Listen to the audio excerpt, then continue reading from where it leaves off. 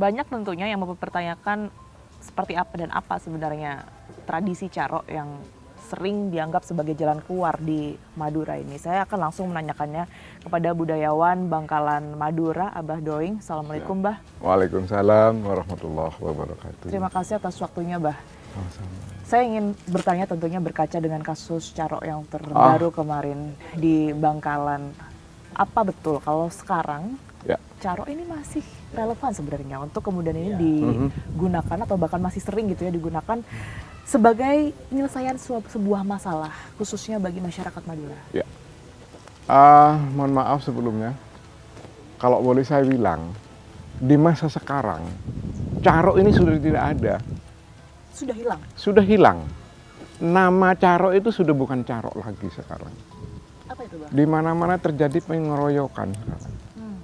Kalau dulu di masa-masa abad ke-18, bahkan jauh ke belakang, 16, itu carok itu merupakan penyelesaian akhir di mana itu akan meningkat dengan harga diri.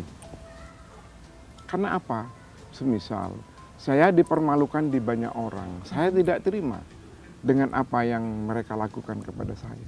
Oke. Ini kan menyangkut harga diri, Ya. dipermalukan di banyak orang. Saya tegur kepada orang yang memperlakukan saya seperti itu. Kalau dia masih minta maaf, lega sudah, tidak ada. Kalau dia merasa orang yang hebat, saya tidak terima atas tindakan Anda seperti itu. Oke. Dilerai oleh tokoh ulama, dilerai oleh tokoh-tokoh agama, tidak mempan. Jalan satu-satunya akhir untuk mengembalikan harga diri itu dengan carok.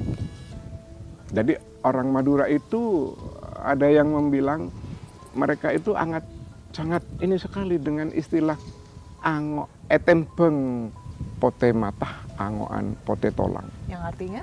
Yang artinya daripada saya itu malu di banyak orang, lebih baik saya berkalang tanah. Mati dalam hal Mati. Kalau ada permasalahan yang sudah tidak ada, mentok, jadi tidak bisa diselesaikan oleh tokoh-tokoh agama dan lain sebagainya, itu saya membuat agreement. Ayo kita tentukan. Dan tidak ada orang lain. Tiba-tiba gitu ya, Bah? Tidak tiba-tiba. Dan keluarga sama-sama tahu.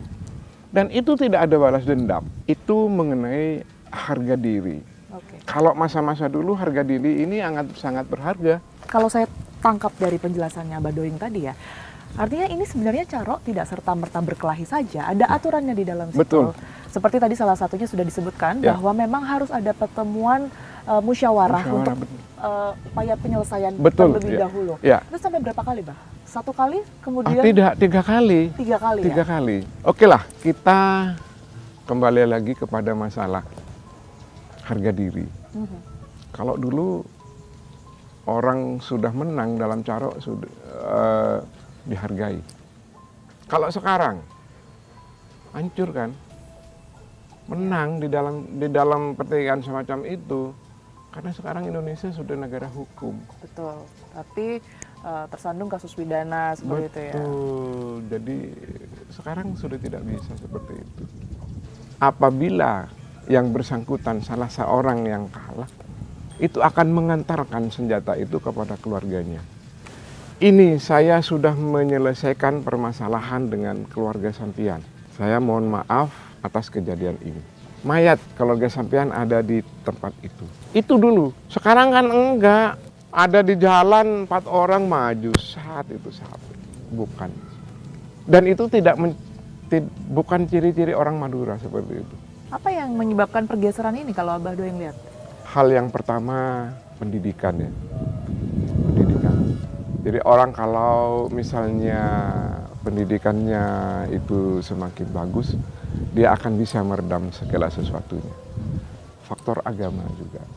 Bah, kembali ke apa ya, pengertian Caro kalau tadi Abah Doing sempat menyinggung lebih baik mati daripada malu. Ya. Artinya memang dari Caro itu perkelahiannya ini jenisnya memang harus ada salah satu yang meninggal kah? Ya. Atau bagaimana? Iya, Harus ada salah satu. harus ada salah satu yang meninggal. Karena apa? Karena permasalahan itu akan selesai apabila ada salah satu yang meninggal.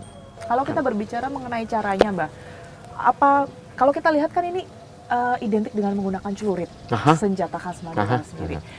Itu memang harus menggunakan celurit kah atau dengan berbagai cara, artinya kita berkelahi dengan senjata apapun itu juga bisa disebutkan carok ketika sesuai aturannya seperti yang tadi sudah dijelaskan? Itu tidak hanya dengan celurit. Tidak hanya dengan Ya, celurit ya? kita pahami bersama. Kata carok itu sebetulnya berasal dari bahasa Kawi yang di situ tersebut caruk. Artinya caruk itu adalah perkelahian. Carok ini kan sebetulnya bukan tradisi. Dikatakan tradisi apabila itu mengandung makna kebaikan kepada masyarakat. Carok hanya istilah dalam perkelahian yang khusus di Madura namanya carok. Mudah-mudahan dengan keberadaan yang sekarang ini masyarakat akan semakin memahami bahwa penyelesaian akhir itu tidak harus dengan carok. Iya kan? Ada jalan-jalan media yang lainnya, itu yang bisa menjadi suatu jalan keluar dalam menghadapi permasalahan. Terima kasih banyak Sama-sama. Abah Doing atas penjelasannya dan juga pandangannya ya. Tentunya masyarakat ini juga bertanya-tanya sebenarnya apa yang sedang terjadi, apakah itu masih bertahan di Madura hingga saat ini. Terima kasih banyak sekali lagi. Sama-sama. Peristiwa carok yang kerap dianggap sebagai penyelesaian akhir sebuah masalah oleh masyarakat Madura nyatanya saat ini sudah tidak relevan. Hal ini disampaikan oleh budayawan dari Bangkalan Madura yang menyebutkan jika dulu carok dilakukan di Madura ini pun dengan aturan tertentu namun saat ini sudah tidak ada. Di sisi lain pemirsa, dalam kasus ini pelaku menyatakan rasa penyesalan yang mendalam karena kekerasan yang dilakukannya dengan senjata tajam menyebabkan 4 nyawa melayang. Namun semua sudah terlambat dan proses hukum pun harus terus berlanjut. Kita harapkan agar peristiwa serupa tidak terjadi lagi. Saksikan terus Fakta setiap hari Senin pukul 8 malam hanya di TV One.